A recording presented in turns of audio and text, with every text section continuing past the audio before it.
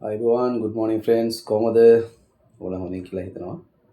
අද කතා කරන්න බලාපොරොත්තු වෙන මාතෘකාව තමයි ගොඩ දෙනෙක් මම අහනවානේ දැන් මට කතා කරලා අහනවානේ මේ මහත්යා රබර් සෙරපු නිෂ්පාදනය අපි පටන් ගත්තොත් හොඳයිද අපිට ලාභ ගන්න පුළුවන්ද කියලා. ඒතකොට මම අහන ප්‍රශ්නේ තමයි මහත්යෝ ඔයාට sales experience තියෙනවද?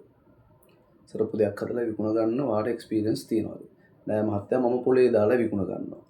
මම අපේ අනුරාධපුරේ කඩ ටිකක් තියෙන ඒ කඩවල වලට මට දාගන්න පුළුවන්. ගමේ කඩ ටිකක් තියෙනවා ඒ වලට දාගන්න පුළුවන්. ඉතින් ඔයා හිතනවාද ඔයා මැෂින් එකක් අරගෙන සෙරපු ටිකක් හදාගෙන ඔය කඩේට එනකම් මුදලාලි බලන් ඉන්නවා කියලා?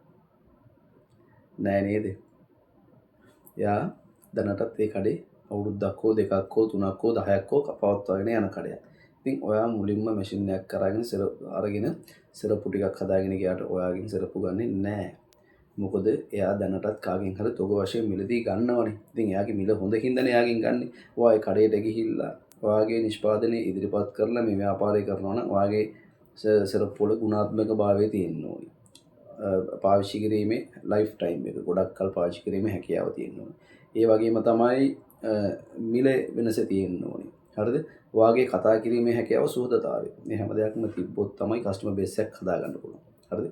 මම අවුරුදු 15කට කලින් හදාගත්ත කස්ටමර් බේස් එක තමයි තාම බිස්නස් කරන්නේ. ඒ කියන්නේ විශ්වාසය. ඒකත් අනිවාර්යයෙන්ම තියෙන්න ඕනේ. කස්ටමර් බේස් එක. ඉතින් ඒකෙන් ඔයා ආර්ථිකයෙන්ම මැෂින් එකක් අරගෙන සෙරප්පු ටිකක් හදාගෙන ගියපු ගමම ගන්නෙ නැහැ. හරිද? ඒකට බලපාන හේතු තමයි ඕවා. ඉතින් ඊළඟ වීඩියෝ එකේදී තවත් මම ගොඩක් විස්තර ඔයගොල්ලන්ට කියලා දෙන්නම්.